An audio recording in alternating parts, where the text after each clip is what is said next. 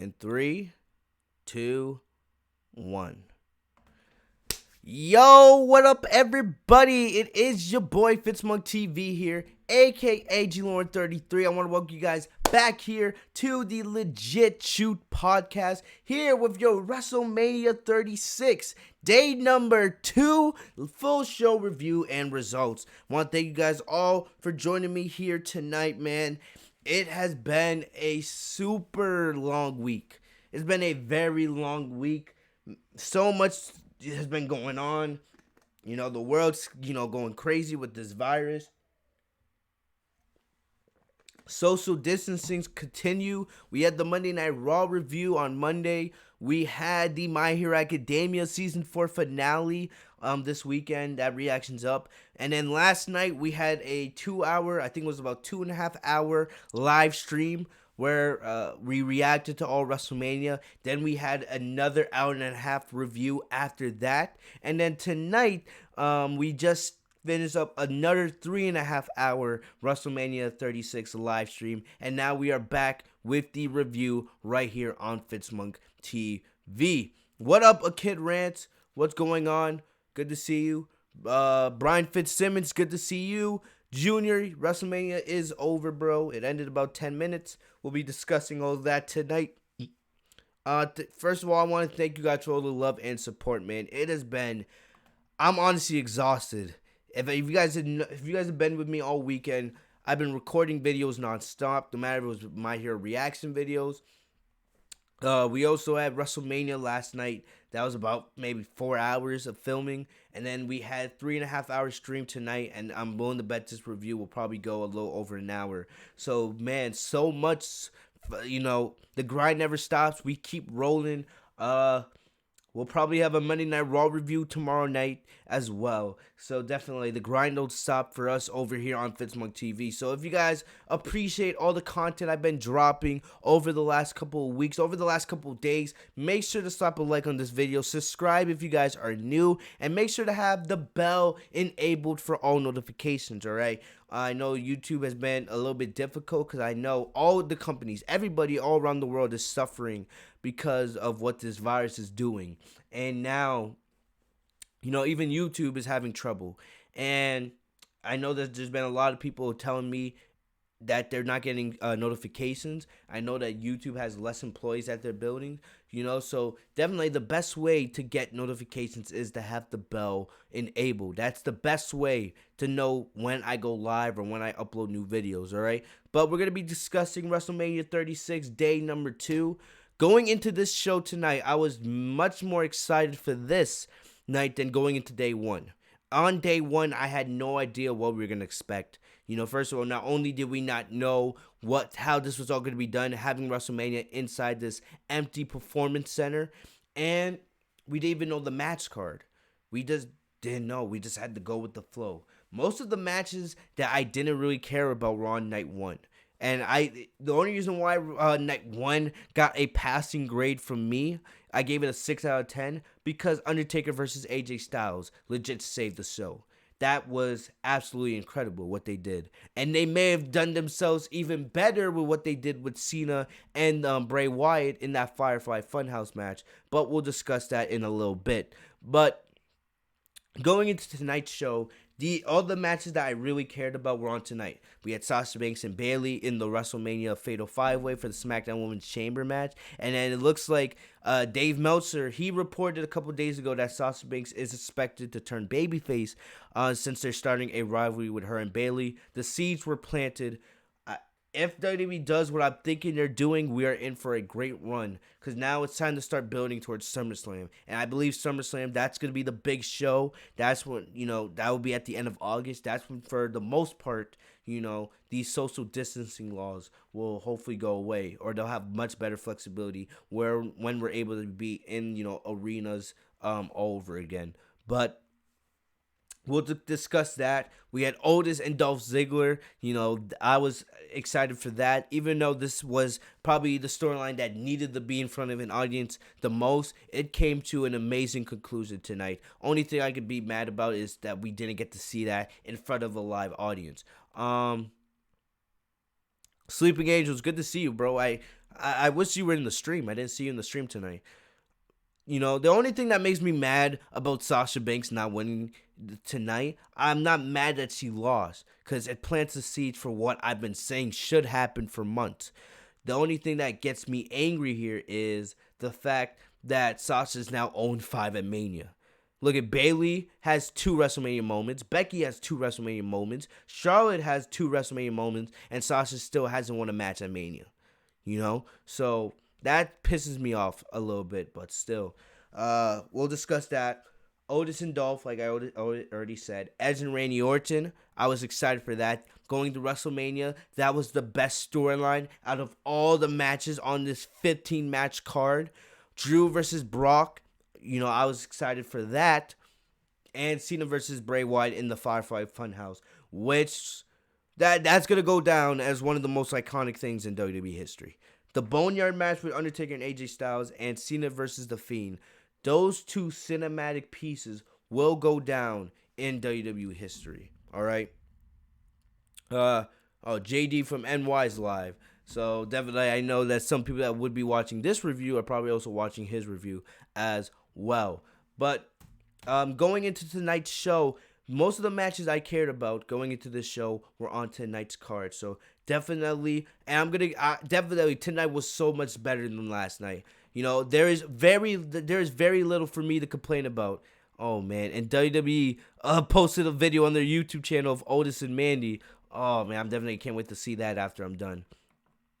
But I want to thank you guys for everything. We're going to get into WrestleMania right now. I am excited. All right? I was excited. No, Night 2 was definitely better than Night 1. I don't care what anybody says. People are saying that Night 2 was better than Night 1. But a Kid Rants, The Fiend, well, to be honest, I don't even know if anybody won that match, and we'll discuss that. I don't even know if you really consider that a match. That was more a movie with Cena and Bray Wyatt there. That was incredible. But we're going to get into Night 2. The biggest thing that pissed me off, and we'll discuss that. Basically, the card we had Liv Morgan and Natalya on the pre-show. Liv Morgan beat Natalya via roll-up. I'm happy for Liv Morgan that she got the victory. I definitely want to see Liv Morgan get a push. She definitely has the potential to be a women's champion one day. We had Alistair Black and Bobby Lashley. I just want to get this match out of the way. I thought this should have been a pre-show match, but Alistair Black, he came out with this really cool costume. Alistair Black, he's like a dark character. He's a dark babyface and all that. And he was going up against Bobby Lashley. I didn't really care about this match. Not just because it didn't belong in WrestleMania. It should have honestly been on the pre-show. But whatever. I'm not going to get on over it. It wasn't bad for what it was. The only thing that happened is Liv Morgan at the end of the match. Not Liv Morgan. Lana. Friggin' Lana. I don't even know why the hell Lana and Bobby Lashley are still together. But basically what happened here is Lana at the end of the match, like a stupid dumbass, she goes like, "Oh, Bobby Lashley, go for the spear. What up, a Little Noodles? First off, before I go on with Bobby Lashley and Lana, shout out to a Little Noodles, man. Shout out to Little Noodles. He was here for the entire stream tonight. And the thing is, he lives in the UK. It is almost 4 a.m. in the UK right now. And he was there for our entire reaction stream. So definitely, he is goated. Thanks for the loyalty. Thanks for everything, bro. Appreciate you, man. But getting back to Lana and Lashley. Lana's a retard. So Lana's screaming at Lashley, go for the spear. Mind you, we are in an empty arena. We are in an empty performance center. There is no crowd. There's just you, Alistair Black, the referee, and the commentators and the production staff. That's it. So you're screaming, "Oh, go for the spear," where Alistair Black could hear you. If there was a crowd, then maybe it would have made more sense. But there's a freaking empty arena and you're screaming a spear right when Bobby Lashley or where Alistair Black can hear you. So Lashley sets up for the spear. He goes for it and runs straight into a Black mass. 1, 2, 3. Lashley's mad after the match, and he's looking at Lana like, what the fuck did I listen to you? First of all, Lashley, you're a dumb fucking retard. You should have never listened to him in the first place. Should have never listened to him in the first place. All right? But I just wanted to get that out of the way. That was legit. Oh, and I also talked about this, the Raw Tag Team Championship match. It's not like I didn't care about this match at all. It's just that the placement for this match, it went on right after Edge and Randy Orton's Last Man Standing match. And one of the only the only real problem I had with the Last Man Standing match was the fact that the match went on for like close to 40 minutes. It dragged. It went on forever. Forever. And right after that, I'm like, okay, can we get to the SmackDown Women's Championship match? Can we get to Sasha Banks and Bayley and Cena and Wyatt and McIntyre and Lesnar? I'm like, let's go. Let's get to the matches that I'm really excited for. Well, you see what happens. We get there, and then, no, we get the Raw Tag Team Championship match. I legit forgot this match was on the card. And here's the thing. I don't mind the Street Profits. Half the time they're not booked correctly, but I don't mind them. Austin Theory, I don't think he should be on the main roster. I think he has the potential to be the face of WWE one day. The guy is that damn good, and he's only 22. He's going to get so much better. Austin Theory, in my opinion, should be a future NXT champion. All right? So I hope he gets sent back down to NXT. I hope this is just a one-time thing since Andrade, I know he's dealing with a major injury right now. And they needed to replace him. I love Angel Garza. I just didn't care for this match because of where it was put on the card. You know? If you were going to do this match, you should have done it like right after Alistair Black and Bobby Lashley. That would have been the perfect place to put on this card. It wasn't long. This match was only about 7-8 minutes. It was good for the 7-8 minutes it was.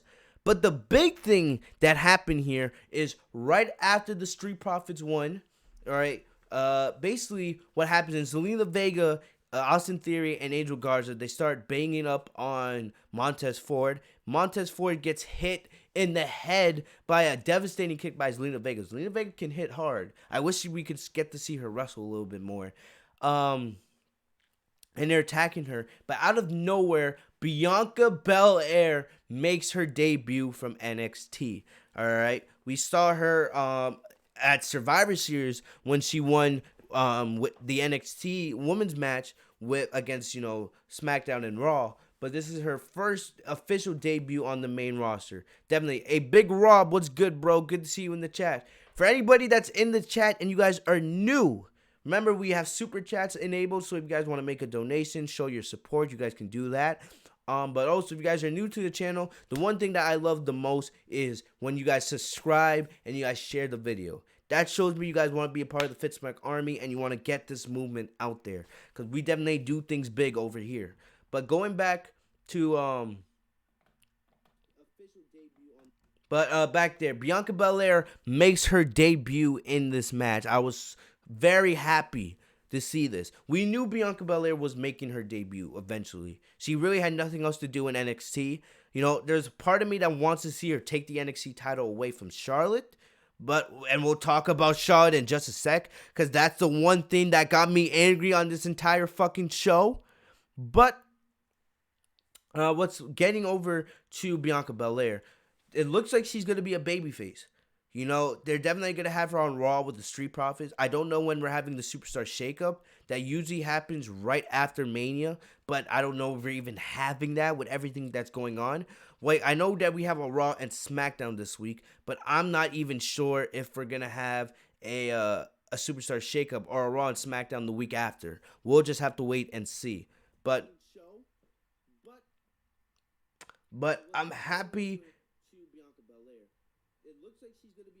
I'm happy that Bianca Belair is on the main roster. I don't mind Bianca Belair as a babyface, because the Street Profits are babyface. Her husband's a babyface, so it makes sense, But I definitely would love to see Bianca Belair take the Raw Women's Championship from Becky Lynch. Way more than I would want to see Shayna Baszler win the Raw Women's Championship. I love Bianca Belair. Like, everyone knows my favorite superstar is Sasha Banks, and then I have, like, Ronda Rousey and, Becky Lynch, Ember Moon, Rhea Ripley, and Bianca Belair, and Asuka. Those are, like, my favorite women in the WWE Women's Division. Those are, like, my favorites. But I would love to see Bianca Belair be the one to take the title from Becky Lynch. I don't know. I think they should build Bianca up, especially for those that don't know who Bianca is. But definitely, it looks like Bianca's going to be on Raw going forward, and I love seeing her get that little mini WrestleMania moment. You know, the image of her on the shoulders of the Street Profits with the Raw Tag Team Championship, that would be even better. Say we get Bianca as Raw Women's Champion, that would be an amazing photo right there. That's a photo shoot I want to see. Bianca Belair with the Raw Women's Championship and the Street Profits with the Raw Tag Team titles. I would love that, but we'll just have to see what happens in the future. But I'm happy for Bianca.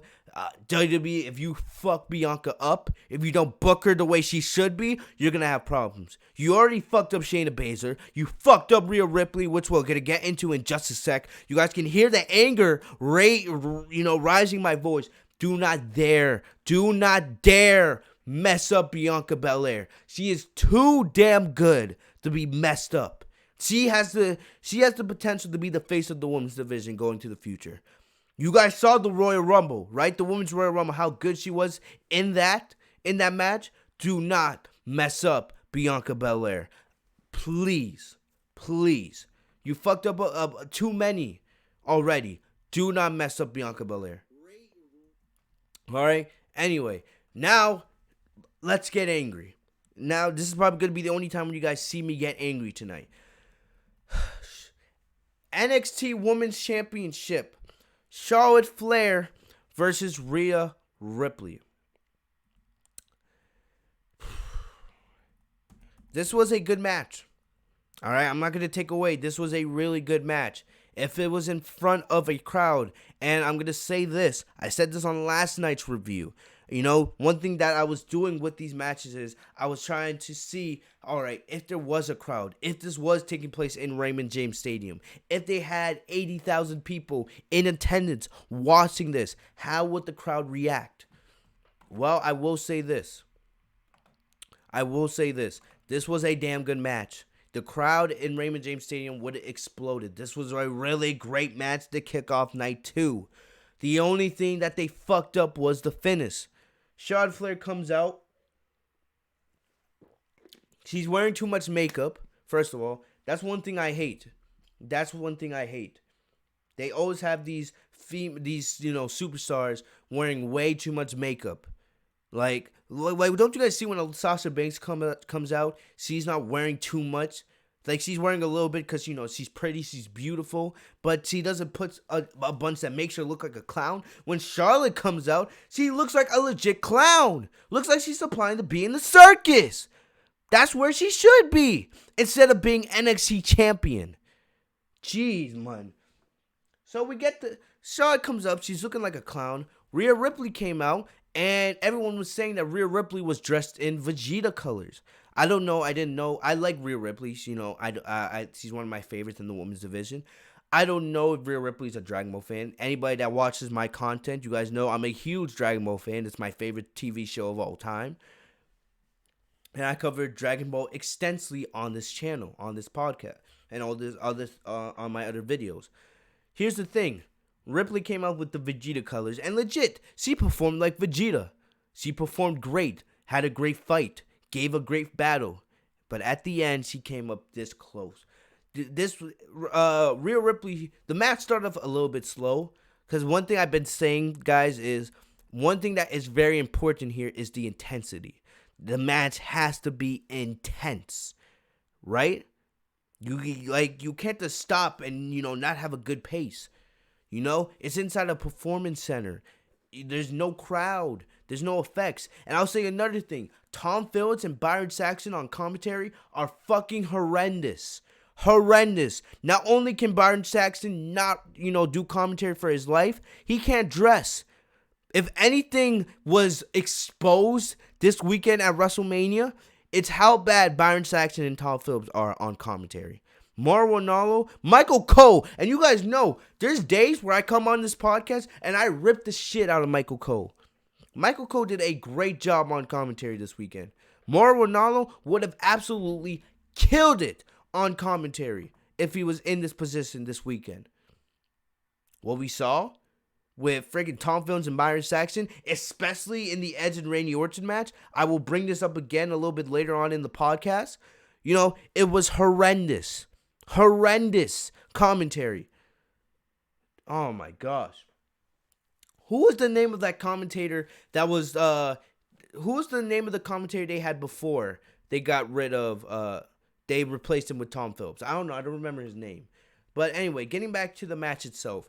The match started off slow as hell, and I was getting pissed off, but the match quickly picked up. Rhea Ripley hit a riptide out of nowhere and got a close 2 count, and after that, the match just went normal. It was a great match. The two kept counting each other, but the big story of this match was Ripley's right leg. Charlotte kept attacking the right leg, and the second I saw this on the stream, I said this on the stream, I'm like, Charlotte's going to win. They are legit building it for Charlotte to win the match. All right. Charlotte's attacking her right knee. It's setting up for the figure 4 leg lock. And Rhea gave up a really good fight. This was a really good match. All right. But still, the ending pisses me off. This is the exact same thing they did with Becky and Shayna. The exact same thing. Becky versus Shayna, for what it was yesterday, the fast-paced intensity, it was great. Especially inside the Performance Center. They did the same thing here. Even though Ripley and Charlotte went on for like 10 extra minutes, it was a great match. The two kept counting each other at every turn. And Charlotte did that moonsault again, and that shit was horrendous. But they kept counting each other's moves. Ripley countered the figure 4 like 4 times until Charlotte actually got it in. Charlotte got it in, and Ripley kept fighting. She fought like a babyface champ. Charlotte had it locked in for like a minute before Ripley actually, tapped out. But I was angry the second Charlotte made Ripley tap out. I'm thinking in my head, really? Really? We have to go through another Charlotte Flair title reign. And Lauren, you guys may know her. For those who watch the podcast every single week, I'm sitting there, I'm thinking, what the fuck's going on? We're really getting another Charlotte Flair title reign? Her 11th? There's not in. I think that's 12. She's now a 2-time NXT Women's Champion. All right. She's won freaking 12 women's championships in 5 years.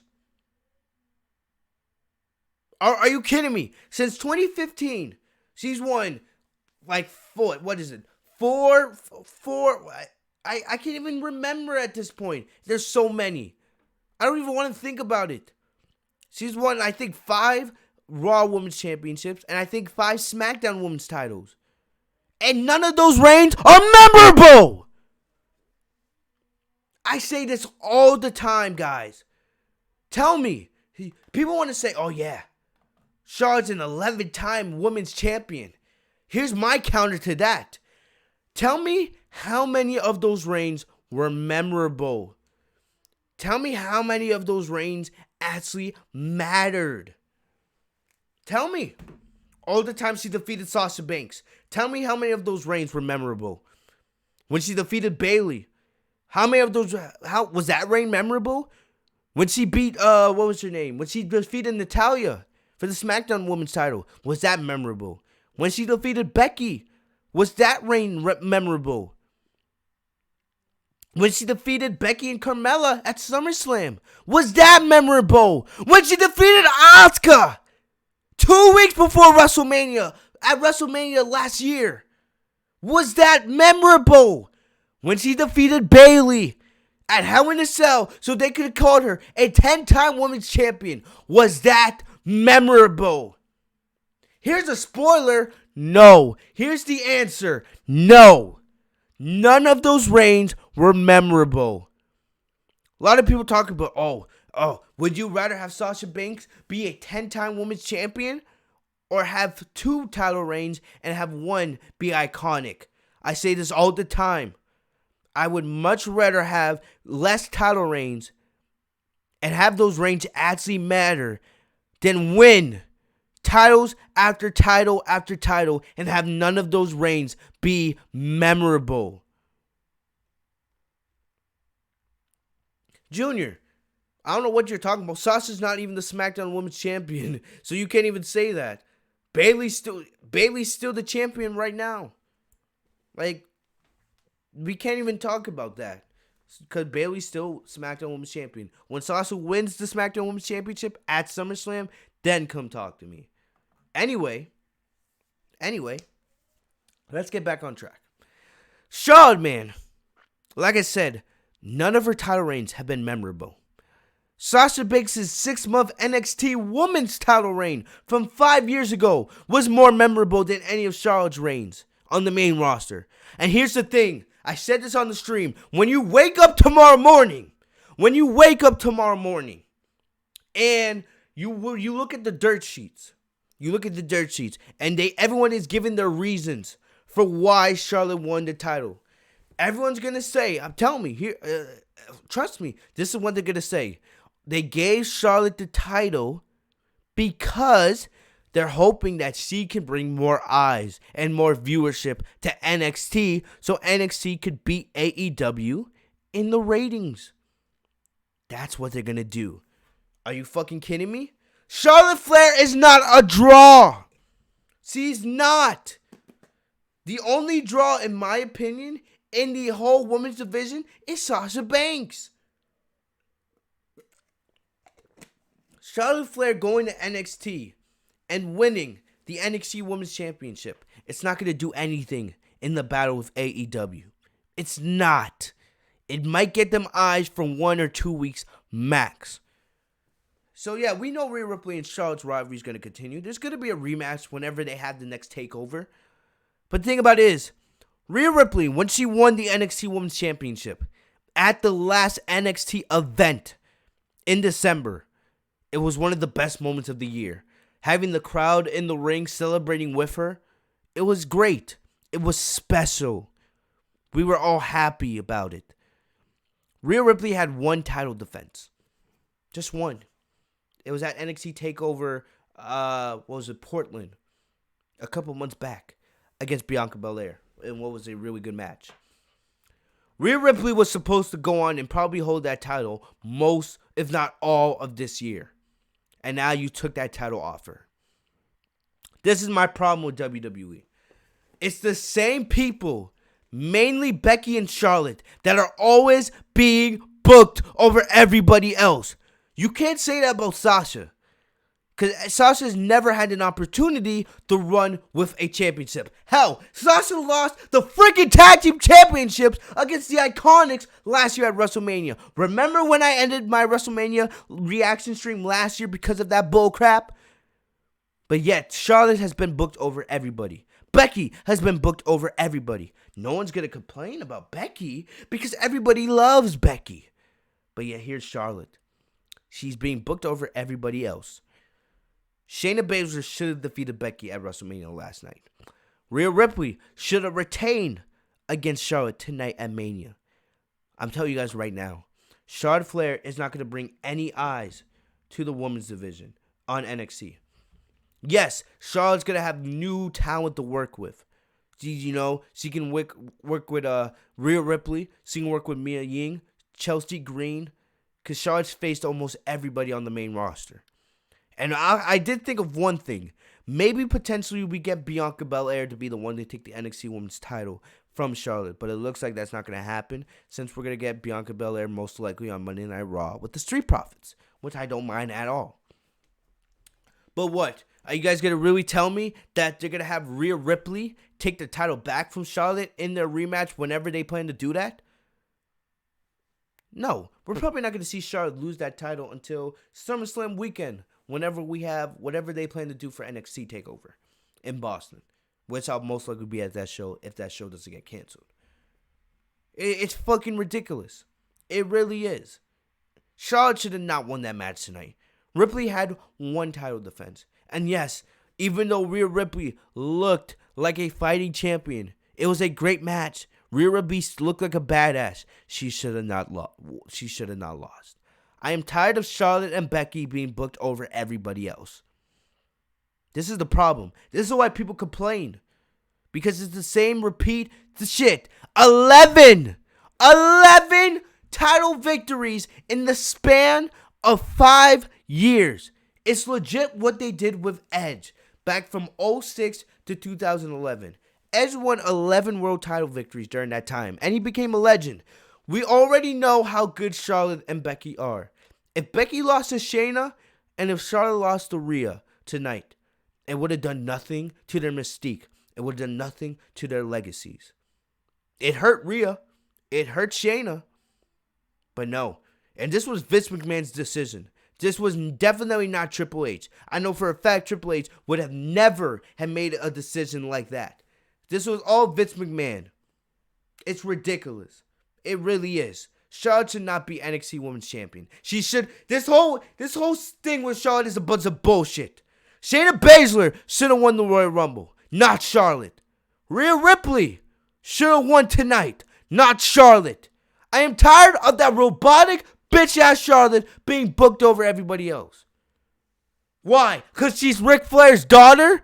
Are we kidding me right now? It's a bunch of nonsense. It's a bunch of nonsense. I hate it. I really do hate it. Oh my gosh. Like for real. Junior said something during the stream tonight. He said over the last 5 years, Charlotte has she's averaged 2.5 title reigns a year. Most people in the women's division don't even get one in their entire career working for WWE. Charlotte averages 2.5 title victories a year. I don't care what anybody says. Charlotte's robotic. Yes, Charlotte shows up when it comes to big time matches. She shows up. But she's terrible she's not good when it comes to promos, and she's not good at being a champion. Her reigns are always the same thing. Woo! The Queen is your champion once again. It's so bad. It really is. Charlotte being NXT Women's Champion will not do anything for the NXT Women's Division. It won't. I absolutely hate it. I really do. And I think, here's the thing. This Wednesday, they're doing an NXT ladder match to determine the new number one contender for the NXT Women's Championship. So is Rhea not going to Rhea might not even get her rematch. I don't know.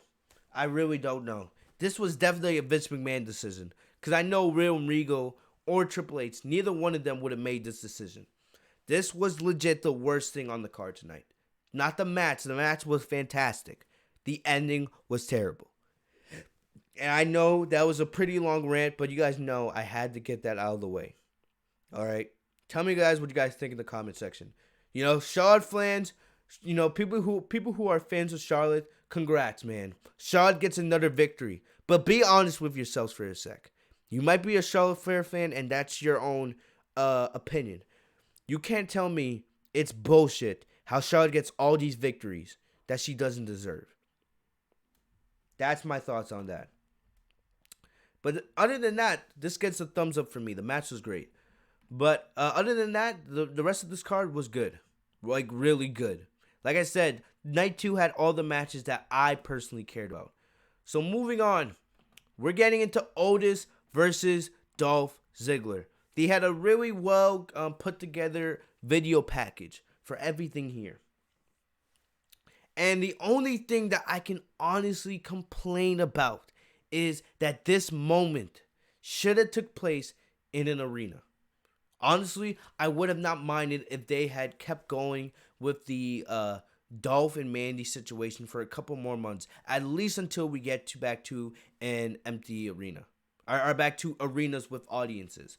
WWE has already started promoting Money in the Bank. Supposedly, they're planning to have Money in the Bank take place at May 10th, next month. I don't think we're going to have a live audience at that point in time. I don't think we're going to have a live audience at that time. Just because there's a very slim chance that Money in the Bank will take place in front of an arena. I still think they're selling tickets for Money in the Bank though, but I'll have to double check on that. But here's my problem. Here's my problem here.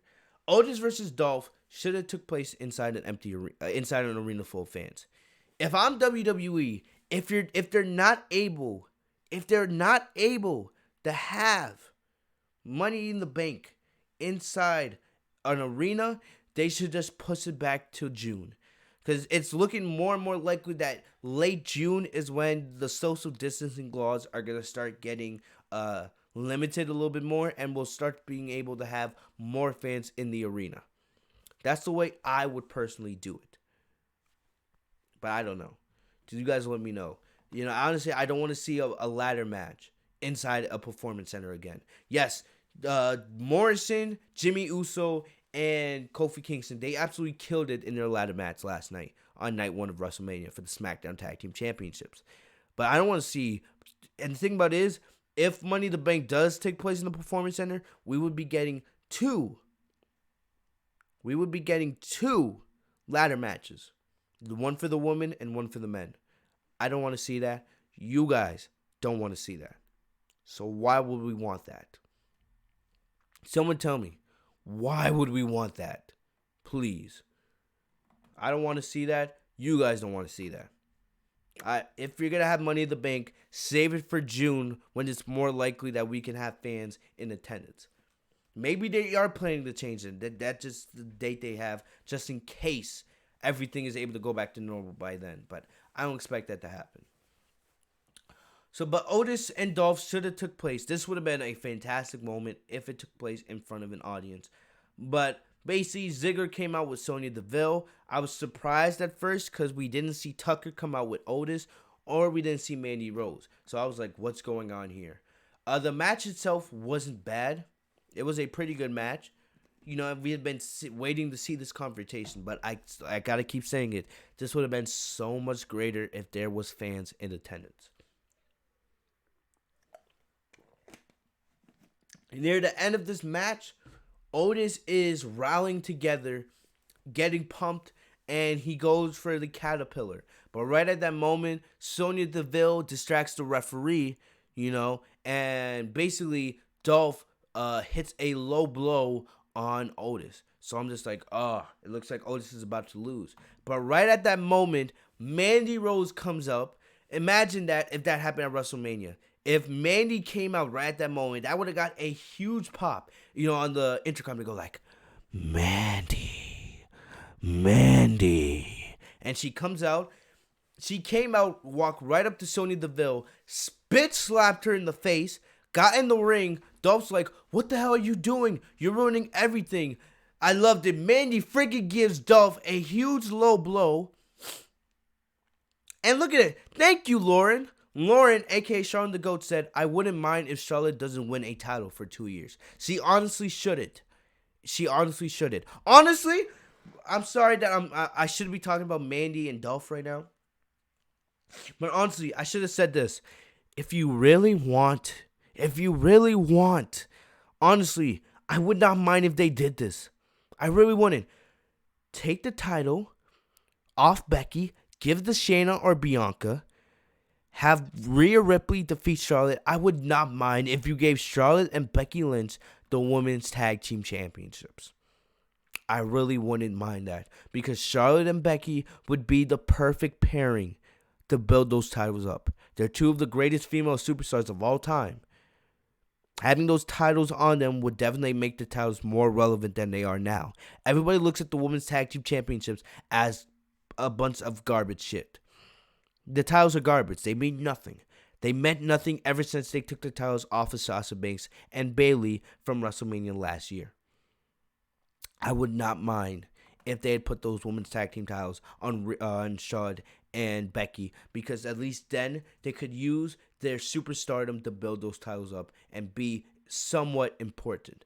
That's my thoughts on that. Let me know what you guys think in the comment section about that. JD is still alive. But back to Otis and Mandy. Otis and Mandy is going on the entire time with this match, and I loved it.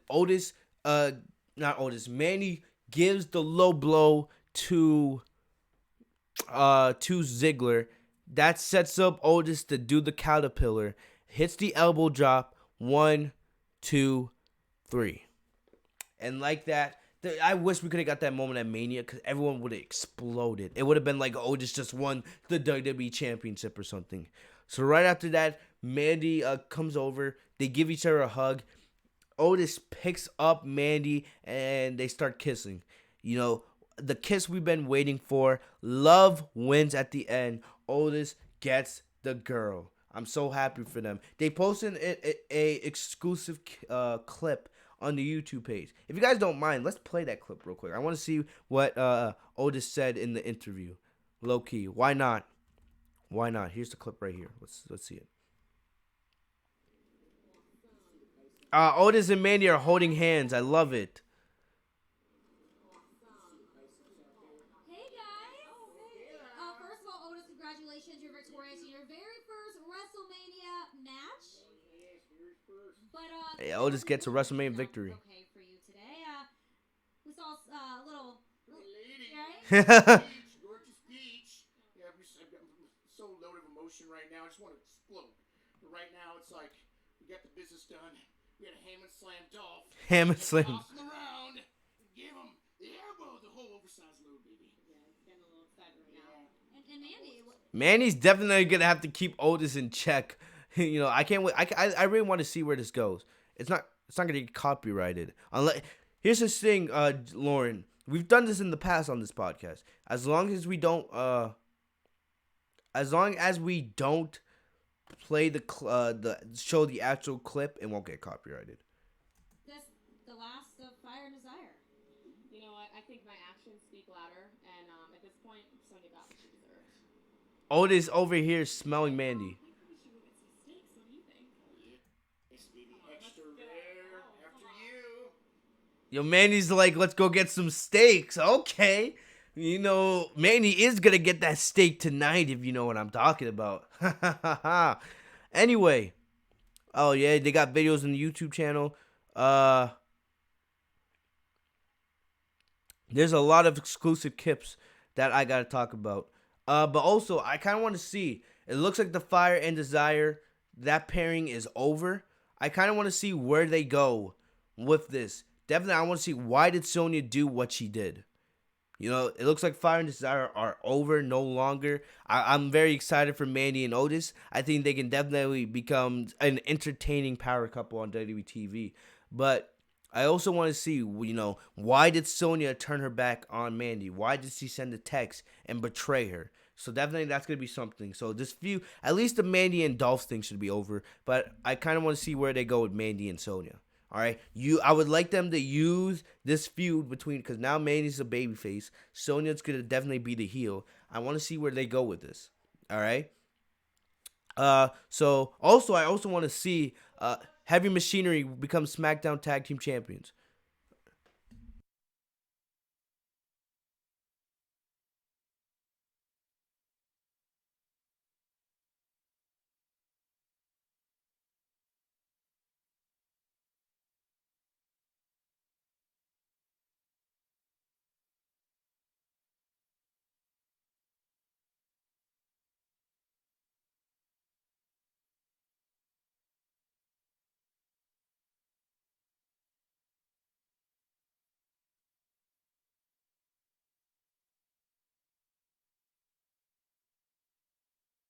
Back to what we were talking about.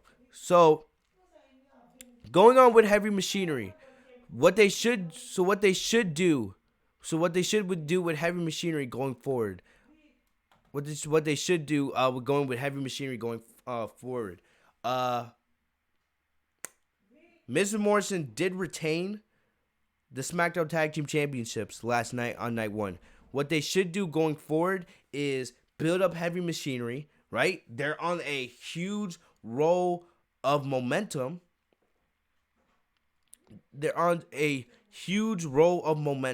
So use that. Remember, Heavy Machinery and Miz and Morrison had a really good match a couple weeks ago on SmackDown. So what you guys should do going forward is use Heavy Machinery, build them back up, make them the new SmackDown Tag Team champions. I don't know if you want to do that at Money in the Bank.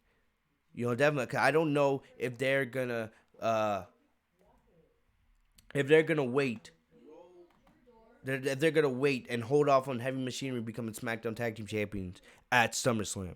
So definitely, I think but either way, they need to build Heavy Machinery up. Well, they basically have been built up. Remember the Gauntlet match? Remember a couple weeks on SmackDown?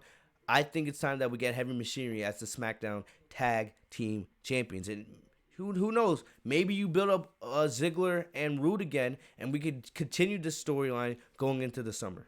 But let's see. But definitely, I'm happy for Otis and Mandy. They got their moment. Really satisfying conclusion to the storyline. The only thing is, I just wish it took place in front of a crowd. And I know you guys feel the same way.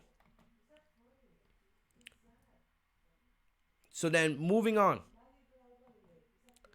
We had the last man standing match between Randy Orton and Edge. And if you guys have been listening to the podcast since the Royal Rumble ended 2 months ago, this has easily been the best story on the road to WrestleMania. It's had the best build. Orton and Edge have been fantastic with the storytelling and the promo work.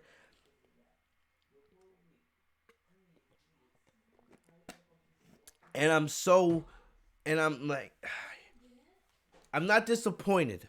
Or, the thing is, what I wanted for this match is I wanted them to brawl all over the Performance Center. Very similar to how Johnny Gargano and Tommaso Ciampa had their fantastic brawl a couple weeks ago on NXT TV. I wanted something like that. This match wasn't bad. It wasn't bad, but it dragged. It went on forever. This was like close to 40 minutes.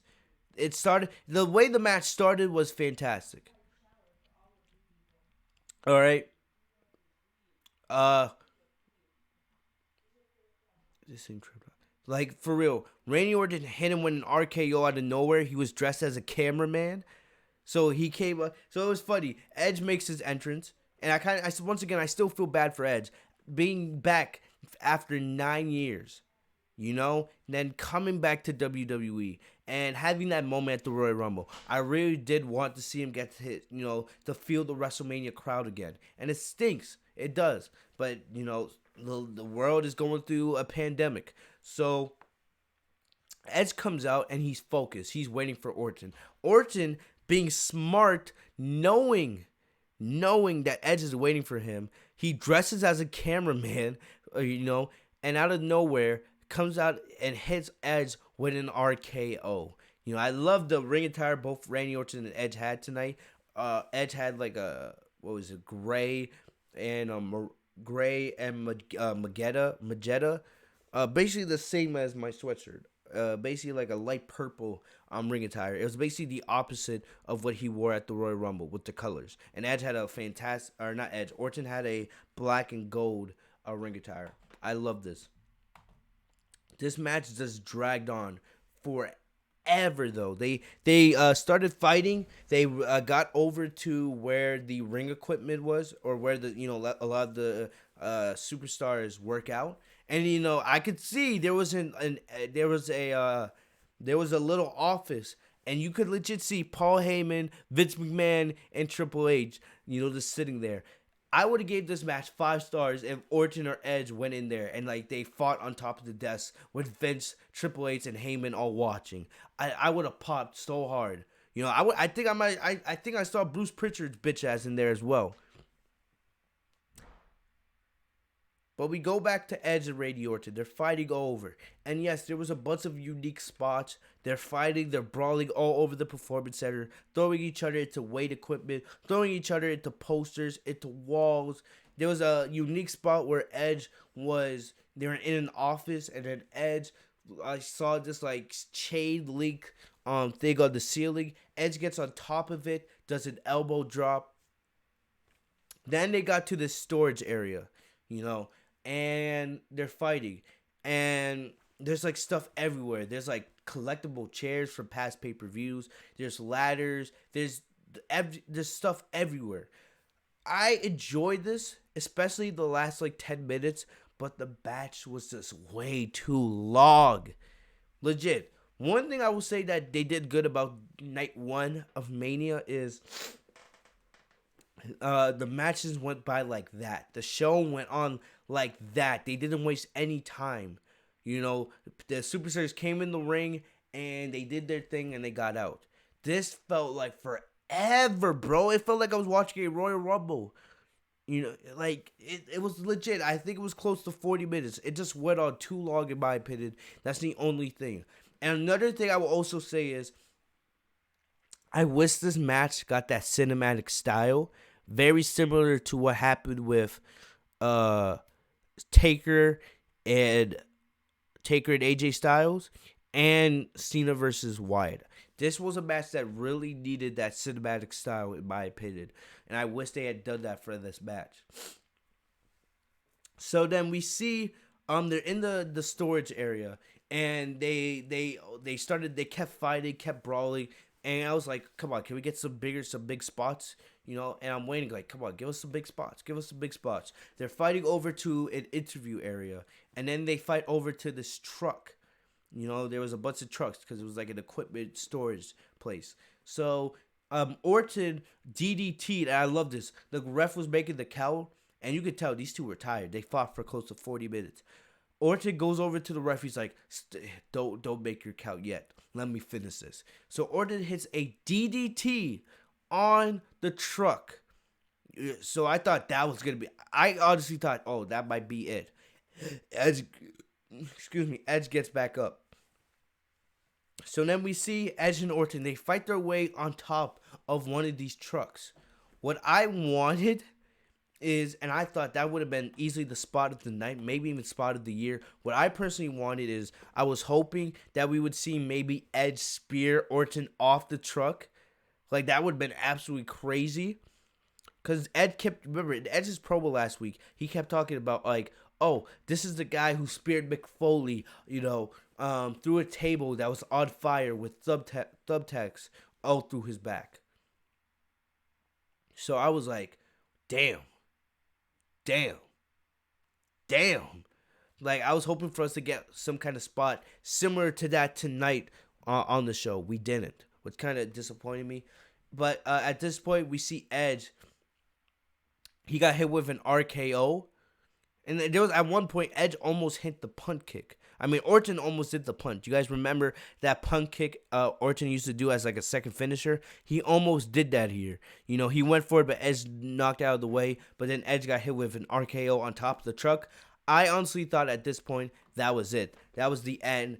You know, match is over. Still, the match isn't over. Edge gets back up. So then Edge hits a spear on Orton. And then after that, I'm like, oh, please, can we get the spear off the truck?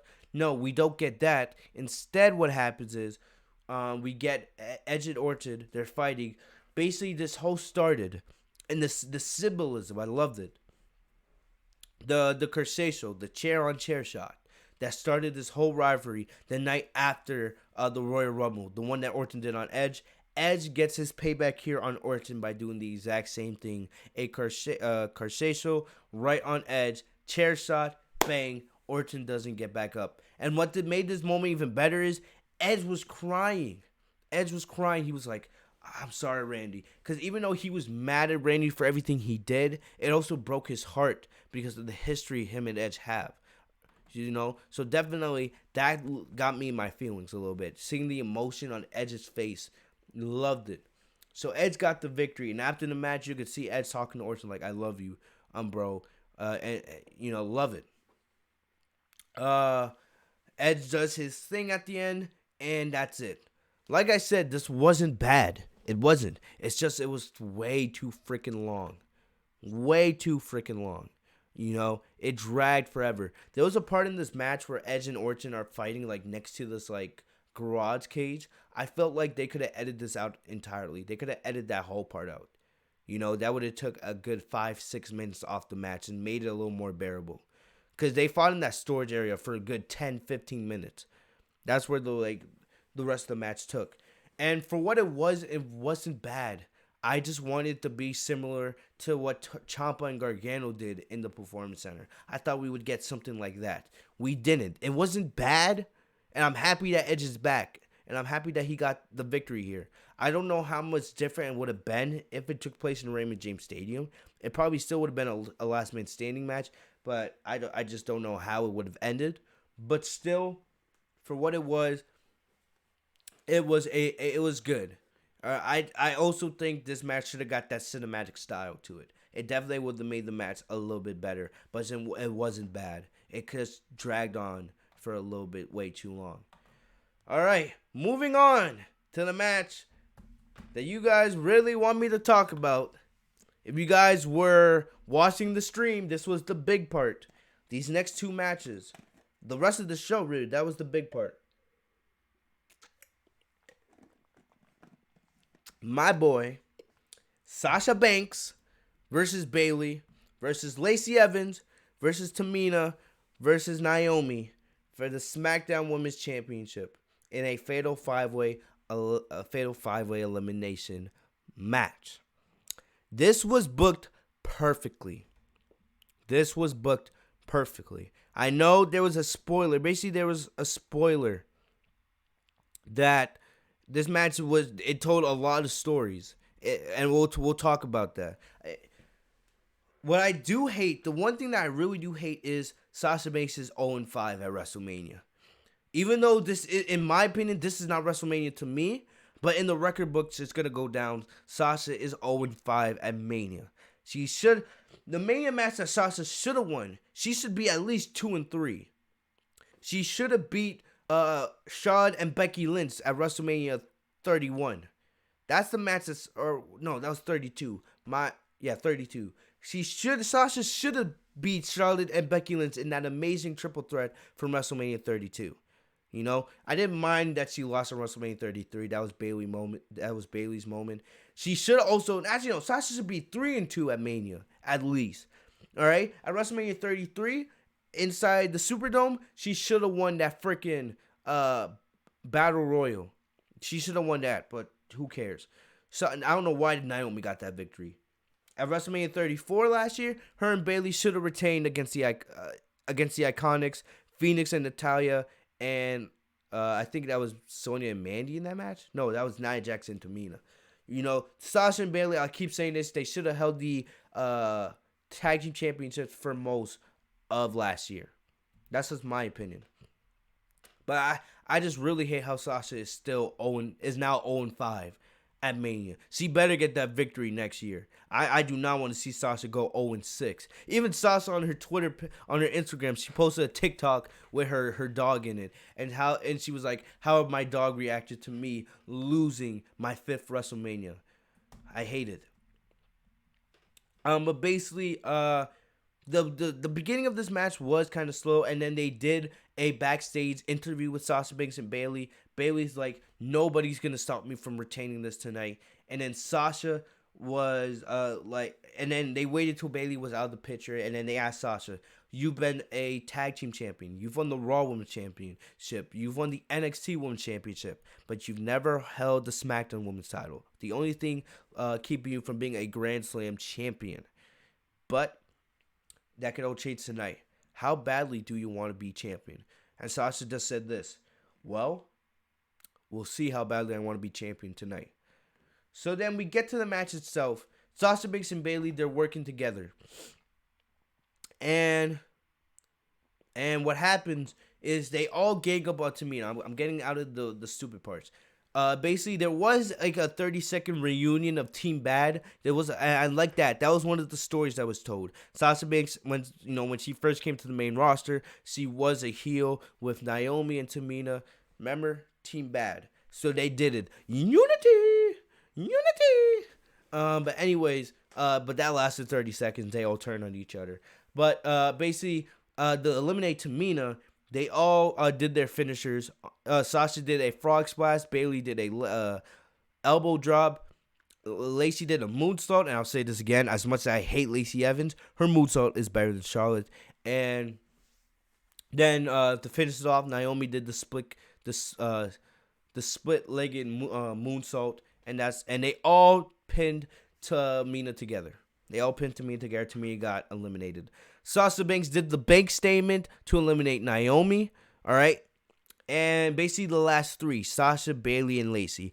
These three have been feuding together basically ever since last year, since Survivor Series. They started that story with Sasha Banks, Bayley, and Lacey. So this was another story. But Lacey Evans is a loser. Everyone, if you guys were watching my live stream,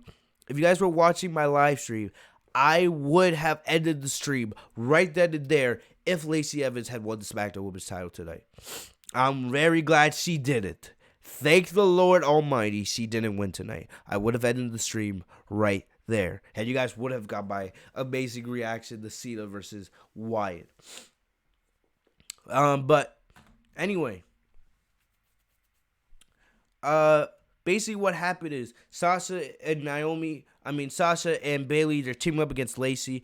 But basically there was a part where Bayley was trying to hit Lacey. Instead, she kicked Sasha in the head, knocking Sasha out of the ring. This is where I thought we were going to see Lacey pin Bayley, and that would lead to Sasha defeating Lacey to become champion. No. There was many ways this could have gone. But honestly, looking back, they did it the best way they could. So basically, Sasha gets back in the ring. Basically, Bayley accidentally throws Lacey. Lacey was going for the woman's right on Bayley, but instead, Bayley threw Lacey to Sasha. Sasha gets hit with the woman's right. Still, one of the worst, if not the worst finisher in all of WWE. She gets hit with the woman's right. Sasha gets pinned by Lacey. She gets eliminated, and Bayley could have ended it. Bayley watched Sasha get eliminated and didn't do anything about it. So I agree with you, Landon. The loser's right. Anyway, she gets eliminated, and basically right then and there, all right, yes. And I hated this because Sasha's now officially 0-5 at Mania. But what also happens is, now for weeks, everyone's going to be talking about it. Bayley could have easily saved you. If she's your best friend, why didn't she save you there? You know? So they're definitely going to be replaying that clip for weeks. And then they could say Bayley's being paranoid, doing anything to, win back her women's championship. And we've heard the reports from Dave Meltzer. Meltzer said that Sasha Banks is expected to turn babyface after Mania, because they're going to have her feud with Bayley. And now they've already planted the seeds. We've been waiting for this for years. We're finally going to get the Sasha Banks and Bayley feud we've all been waiting for. We're going to have to wait a little bit longer to see Sasha become champion, but at least hopefully it'll be worth it in the end. So what happens is... What happens? I'm losing my train of thought. So we see Bayley and Lacey, and that's another story. Bayley and Lacey, they've been going at it. Lacey Evans is a fucking loser. I hate her. What's her name? Vegan VR King, the Game Cat. What you mean? 0-5 just quit. Sasha doesn't book her matches. Sasha Banks is the best in the world. Like I said, Sasha Banks should be at least 3-2 at Mania. There's 3 WrestleMania matches she should have won. It's just WWE so fucking retarded and they don't know how to book their talent. Maybe next year. Who knows? I hate it. Bayley has 2 WrestleMania wins. Becky has 2 WrestleMania wins. Charlotte has 2 WrestleMania wins. And Sasha has 0. I absolutely hate it. But Bayley, she was struggling against Lacey. Lacey, it looks like she was setting up for the woman's right. But out of nowhere, Sasha hit the backstabber. Sasha came back to the ring to help Bayley, hit the backstabber. That allows Bayley to hit that knee finisher she does, and she gets the win. So Bayley retains her SmackDown Women's Championship. So basically,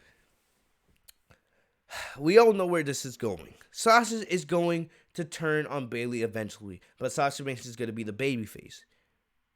We all know, because Bayley's so paranoid about keeping the SmackDown Women's Championship. That's gonna be the wedge that ends her friendship with Sasha.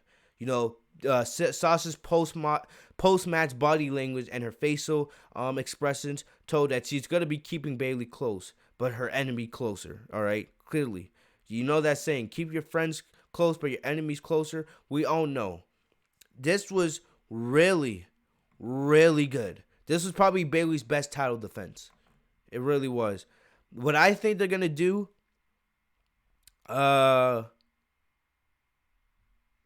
Vegan, are you new to the channel? Is this your first time in the stream, bro? Like, I don't know. I don't know if I don't recognize your name. So is this your first time in the stream?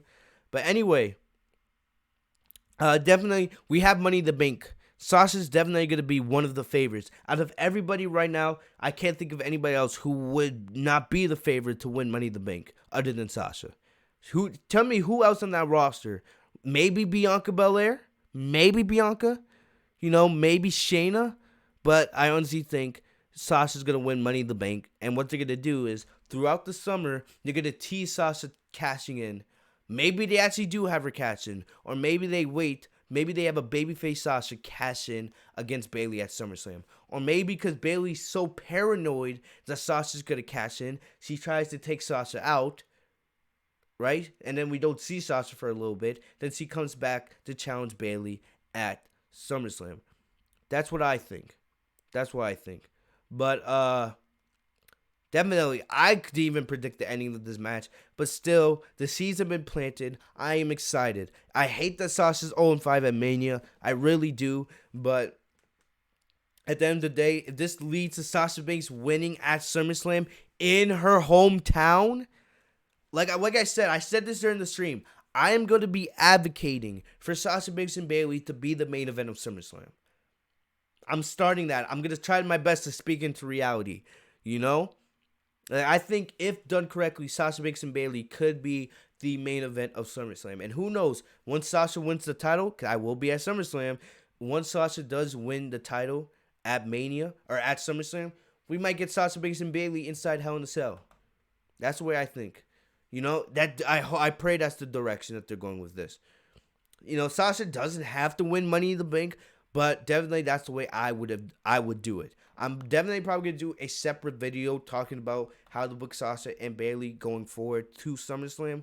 Probably I'll have that released sometime this week, So definitely be on the lookout for that. But definitely, I did not predict that ending. Moving on. Yeah. Well, Landon, I will be at SummerSlam. I already have my ticket, as long as it still happens. But Firefly Funhouse match, John Cena versus Bray Wyatt. This was great. We had no idea what this match was going to be. And I'm going to flat out say it. This was probably better than Taker and Styles. Legit. I feel like what they should do is they can make their own DVD. Taker versus Styles Boneyard match, Cena versus Wyatt Firefly Funhouse match. We are going to remember these two matches for a long time. The storytelling, this was genius. This was amazing. I don't even know what it was, but it was great. I definitely hope we see more Firefly Funhouse matches in the future. I would love to see maybe a Firefly Funhouse match with Bray Wyatt and Randy Orton. That would be great, But John Cena was the perfect guy to be in this position. The perfect guy. I got to give credit to Wyatt because what I heard this was all Wyatt's doing. He had most of the ideas for this. Landon, that's most likely. It's most likely because Donald Trump. I know he did like a conference call. He said it's likely that the NFL superstar or the NFL season will be able to start on time at the end of August. So if that definitely happens, SummerSlam is like the last week of August as well. So it's most likely gonna happen. But yeah, getting back. So the way it happens, Cena makes his entrance. And at first I'm like, huh? How's this starting? You're like, what the hell's going on? Like, it's starting in the ring? I was like, what's going on? So Cena comes out, and he's making his entrance. He's like, because he realized there's no crowd. So he's playing up to the fact that we have no crowd here for WrestleMania. But then out of nowhere, we see Vince McMahon saying, Cena goes like, welcome to WrestleMania. And Vince is like, welcome to WrestleMania.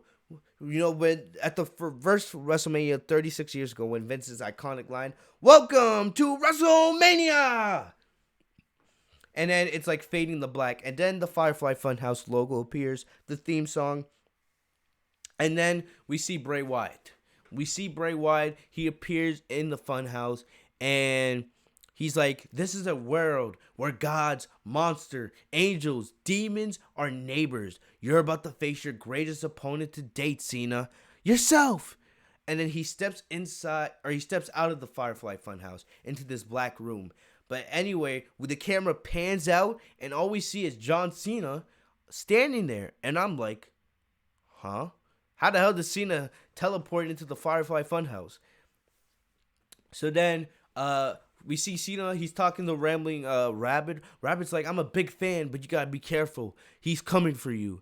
You gotta enter the Funhouse. So he enters the same door that Wyatt did to exit the Funhouse. And then we see it's like a dark room. All right, it's dark. And then Cena's just standing there. He has no idea what's going on.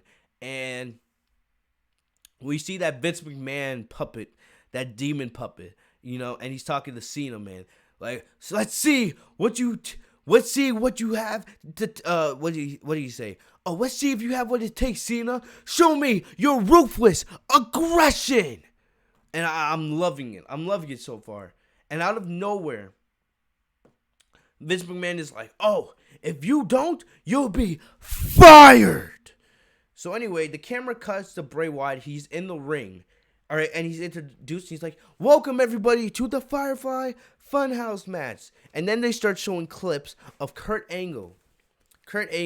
And, we all know it. The iconic night when John Cena made his debut back in 2003. Kurt Angle being like, who are you? My name's John Cena. And what are you about? Ruthless aggression. And Bray Wyatt said, let's go back to your past. Your biggest failure. He also said something about the Bella twins. Talking about his failure, of course, Cena and Nikki Bella, they're no longer engaged. Cena, I believe he's engaged to another woman now, and we all know Nikki. She's getting married, and she's having a child.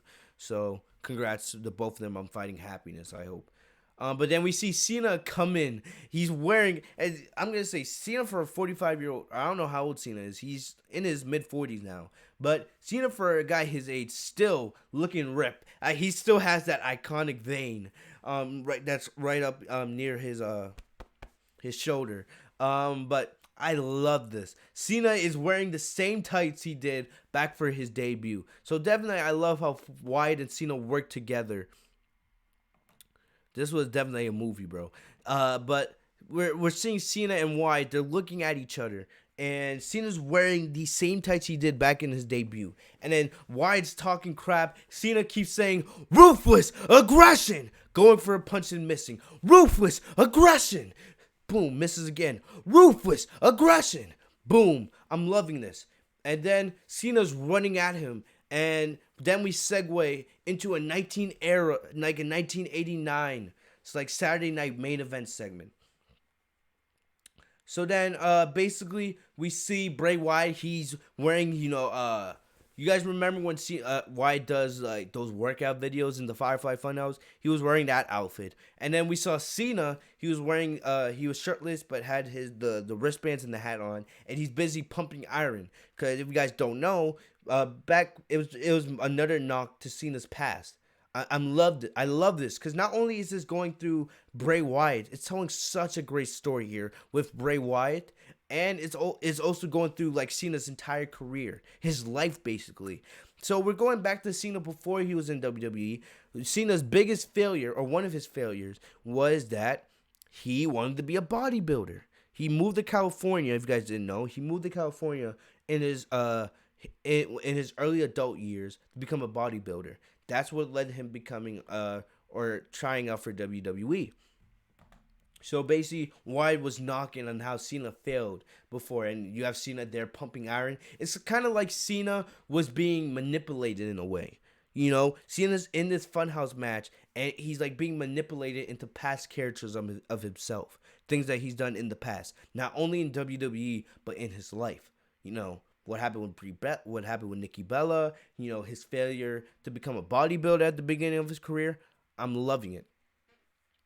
So basically, then we moved to 2003. We're back into the ring with the, no license. I also like how there was no commentary here. After hearing Byron Saxon and fucking Tom Phillips, I was glad we didn't have to listen to them here at all.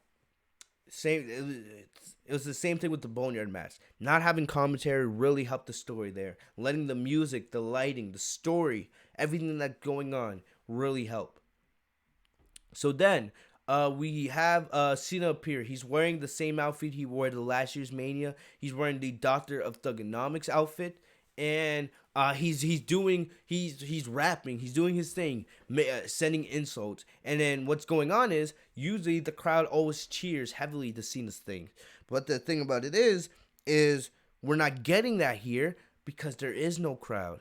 But instead, they added all these like Firefly Funhouse effects, like the Firefly Funhouse characters were reacting to what Cena and Wyatt are saying to one another. And another very good touch is we had Mr. McBossman, the puppet version of Vince McMahon, and Mercy the Buzzard on commentary. I'm just loving everything that's going on here. This is legit watching a movie.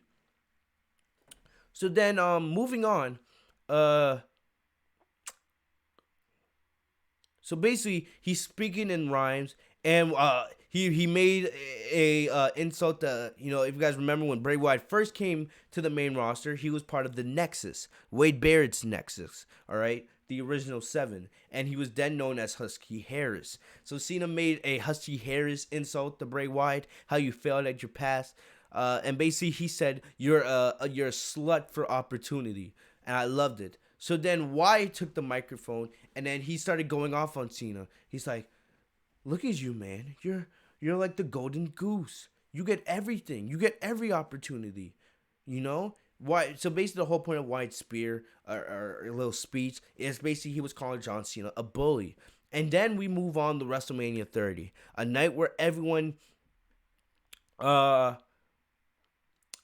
basically everybody, wanted that a lot of people look at that as the moment that Wyatt was buried in a way, even though there's lots of other moments, but that was definitely one of the biggest moments. I probably would say Goldberg defeating Wyatt for the Universal Championship was worse than what happened with Cena and Wyatt at WrestleMania 30. I will also say probably Rollins and Wyatt from Hell in a Cell, one of the worst Hell in a Cell endings I've ever seen. One of the worst endings to a title match I've ever seen. That was probably worse than Cena versus Wyatt at WrestleMania 30. But still, this was really good. Basically, everyone's looking about, and the thing about it is, we move on back to the Wyatt compound. I thought we were going to get an appearance from Sister Abigail. We saw Bray Wyatt back in the rocking chair, back with the Hawaiian shirts, back with the hats. We got to see Bray Wyatt follow the buzzards. We got to see that Bray Wyatt make an appearance here. I loved it. Absolutely loved that here. This guy, bro. Grim just posted his WrestleMania reactions. Anyway, I was loving that. Loving this. Basically then we appear in the ring. Cena, modern day Cena, he's actually wearing the WrestleMania 30 attire. All right, he's wearing that same shirt he wore that night at WrestleMania 30 6 years ago. And then we also have Bray Wyatt, who's wearing the Hawaiian shirt. I want to know how long it took them to film this. They did a really good job with this. Now we have them back in the ring. They're fighting each other. They're dancing. Bray Wyatt's basically doing the gimmick he did 6 years ago. I got to give all credit to Bray Wyatt because I know this had to be all his ideas. I don't believe for a second that Vince McMahon and his creative staff could have came up with something this good. This was fantastic. If we had this match at WrestleMania in the Raymond James Stadium, it would have not been anywhere close to this. They did a brilliant job telling both Cena and Wyatt's story here. So basically, then we move on. Basically, Wyatt hits a Sister Abigail on Cena, but Cena gets back up, and he goes in to attack Bray Wyatt, but Wyatt disappears. So then we move on to WCW. We move on to WCW Nitro, and we have Bray Wyatt. He is dressed up as Eric Bischoff. I hope Eric Bischoff was watching this from home. I definitely can't. I want to go on the internet and see what Eric Bischoff's reaction was at seeing this tonight on WrestleMania. But he's dressed up as Eric Bischoff, and then we have Cena come out. He's wearing the NWO t-shirt and hat. He's air guitaring with the guitar. He has the NWO heavyweight title belt, giving us a reference to the heel turn that never was. For years, we wanted this heel John Cena. It was something that we expected for years. Back when Cena held the WWE Championship for 340 days. We never got it. But at least we got to see saying what we're all thinking about at home. So then we go the modern day. The Fiend appears, and then we see Cena in his normal ring attire. I'm going to take care of the most overvalued, overhyped, and overprivileged WWE superstar in history. We know Cena doesn't really mean this, because Cena said in interviews that he loves Bray Wyatt. You can definitely tell, because Cena had to agree to do all this with Bray Wyatt tonight. This was done perfectly. The Fiend stood tall, and then we cut over to Titus O'Neil, who was in disbelief because Rob Gronkowski, as I predicted last night, won the 24/7 championship by he did an elbow drop, or not an elbow drop. He did a trust fall drop. A trust fall drop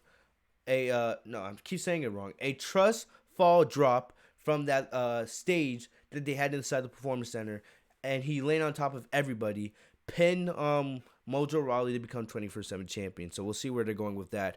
But this match with Cena and Wyatt, this was better in my opinion than Taker and Styles. Taker and Styles Boneyard match, that was great, and I'm gonna rewatch that. I'll probably rewatch both of them, but still, I don't understand who won the match, because at the end, we saw Wyatt go for the pin on Cena, but then Mr. Rogers, Bray Wyatt, shows up and counts the 1, 2, 3, and we don't even hear a ring bell. So, there was no referee either. So, I don't know. So, did The Fiend beat John Cena, or did Cena beat Cena? I don't know. Either way, this was epic. Honestly, this deserves an Emmy and an Oscar. This was epic. Epic.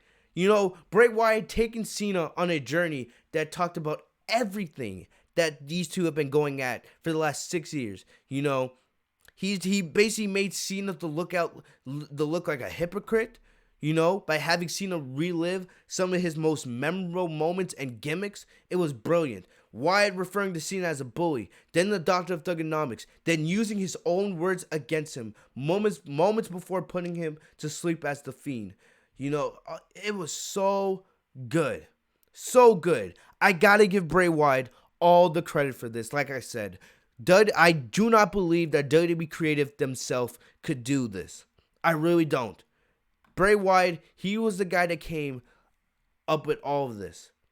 If you guys didn't see this, Junior, if you didn't see it, go watch this. This was better than Taker and Styles. Legit, we're going to be talking about this segment for so many years. There was so many Easter eggs.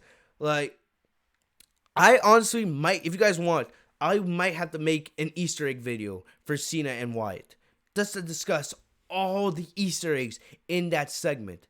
This was fantastic. If I do make that video, it's going to be tough because I got to do it and make sure I don't get copyright.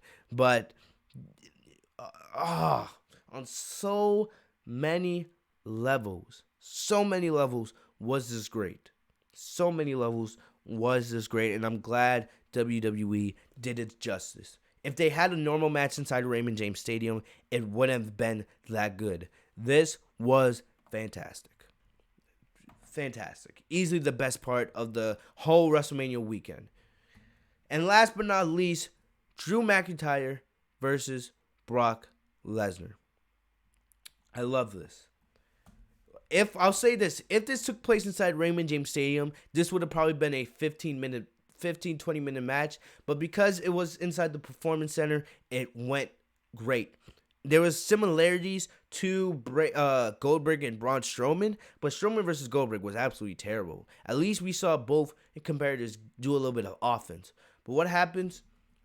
And this was the first time we've seen McIntyre inside the Performance Center because we haven't seen him on any of the empty arena shows so far. But Lesnar hit some forearms to start the match on Drew McIntyre. Then McIntyre came out of nowhere with a Claymore kick, but Lesnar kicks out at 2. So then McIntyre goes for another Claymore kick, but then Lesnar hits the German suplex, taking Drew McIntyre to Suplex City. And it was a devastating suplex. He was legit throwing McIntyre on the back of his head with ease. Like, Lesnar is a beast. He is a beast. Then he hit an F5. McIntyre kicked out at 1. How many times in WWE history have you seen somebody kick out of an F5 at 1? That told you how hard it was going to be to keep McIntyre down. Then he hit a second one. McIntyre kicked it out at 2. So here I am. I'm thinking, all right. So if the first F5 had McIntyre kick out at 1, if the second F5 made McIntyre kick out at 2, it's going to take 3 F5s to put him down. And like I said, I was not going to be really angry if McIntyre if he lost here. Because like I said, I felt the same way for Edge and McIntyre. They both, if anybody deserved to have WrestleMania in a crowd with an audience, it was McIntyre, Edge, and Otis.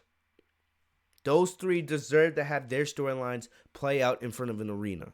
So I felt bad for that in that way, but still, if Lesnar had won tonight and they had saved this for, let's say, I don't know, SummerSlam later this summer, I could definitely see us maybe getting a McIntyre and Lesnar rematch at SummerSlam. Who knows? But definitely, this was a great match for what it was. Lesnar goes for the third F5. McIntyre kicks out again. So one thing I liked is, if you notice, because Lesnar's facial expressions told the whole story. When Lesnar gets frustrated, he loses focus. So basically, Lesnar went for a 4th F5. McIntyre rolled out, and he hit 3 Claymore kicks in a row. All right? Wait, so basically after the 4th Claymore kick, he goes for the pin. 1, 2, 3.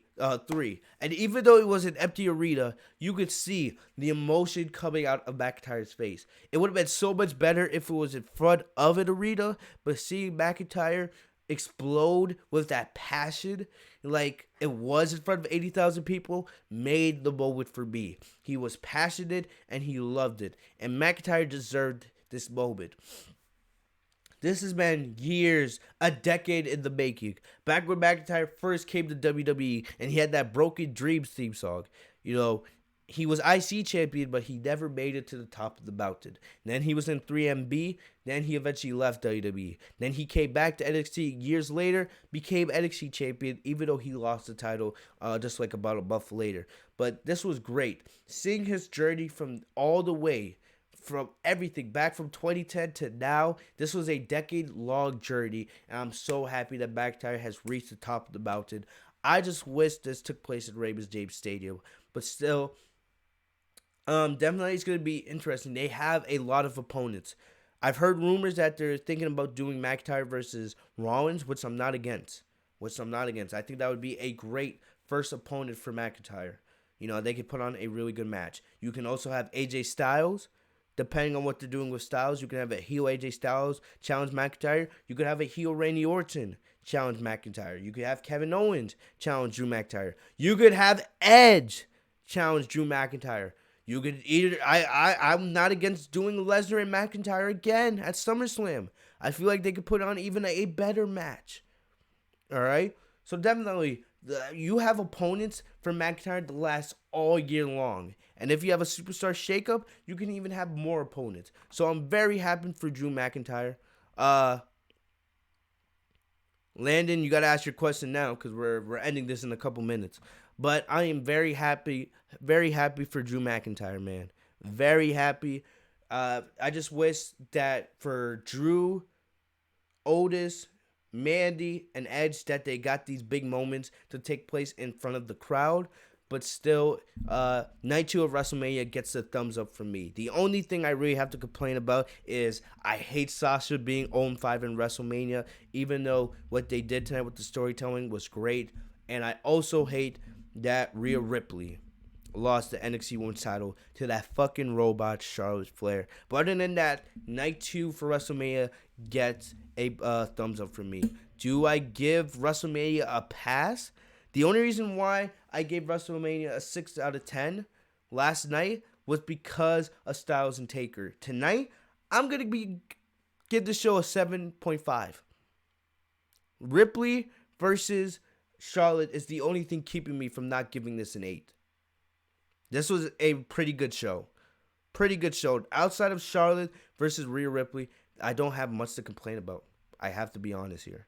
You know, but overall, WrestleMania as a whole, for what it wasn't bad. It wasn't terrible. Cena versus Wyatt in that Funhouse match, Taker versus Styles in the Boneyard match are what we're going to remember most. Definitely, I'm excited to see what happens with Cena and what they do with Cena, or not Cena, what they do with Sasha and Bayley going forward. Who's the first opponent for Drew McIntyre? We have a lot of new champions, so definitely, it's going to be interesting to see what they do going forward with that. But other than that, guys, that's all I got for you guys today. I want to thank you guys for joining me here on the Legit Shoot podcast. We will be right back here tomorrow night with a Monday night review. All right, it has been crazy, man. From doing the live streams to doing the reviews, it's been a crazy weekend. I am very tired. I'm going to chill, get some rest. I'll be right back here, though, for the Monday Night Raw review tomorrow night. The grind don't stop. I hope you guys stay safe and healthy. Thank you guys for Junior. I don't know what you're going to do. You got to hurry up, man. I'm trying to end the podcast, bro. We're going on over hour and a half. This podcast went longer than last night. So, Junior, if you have something to do, you got to hurry up, man. But I want to thank you guys for everything, bro. If you guys were just joined me for the stream, for the reaction last night or yesterday or tonight, if you guys joined me for both, because I know there's some people that joined me for last night's stream and review and tonight's reaction stream and review. You guys are the GOATs. Shout out to, once again, I got to give a shout out to my boy, what's his name? I'm forgetting it. Little Noodles. All right, I don't know if he's still here, but definitely Little Noodles. Thank you for your support, bro. You know, he was here for the entire reaction stream, and I think he was here for most of tonight's review. You know, it's like basically like 5 a.m. in the UK now, so hopefully he's off getting some rest. Junior, shout out to my bro, Junior. He's one of the most loyal subscribers. He just gave us a super chat for $2. So shout out to Junior. Thank you, bro. I appreciate that. Thank you guys. If you guys want to give a super chat, you guys want to support the Fitzmunk TV army, you guys know how to do that. But once again, guys, thank you guys for all the love and support. It's been a long weekend. But if you guys are new to the channel, make sure to subscribe, enable notifications by clicking that bell right next to my name, Fitzmunk TV, so you guys are notified every time I post a new video. Thank you guys for everything, all the new subscribers, the likes, the views, everything like that. Make sure to follow me on social media as well, man. I was tweeting during tonight's show. If you guys want to talk to me about wrestling, anime, anything like that, the links are there in the video. I'm in the process of making a Patreon. So for those that want to get, you know, perks, want to support the army even more, and get like early videos, stuff like that, I am in the process of making a Patreon. So watch out for that. Thank you guys for all the love and support once again. If you guys haven't yet, check out last night's review of WrestleMania along with this one. Thank you guys for everything once again. If you guys are new, like, comment, subscribe. I'm going to get out of here. I'll see you guys hopefully tomorrow night for the review. Thank you for the super chat, Junior. Thank you guys for everything. I'll see you later. Have a great night, guys. Peace.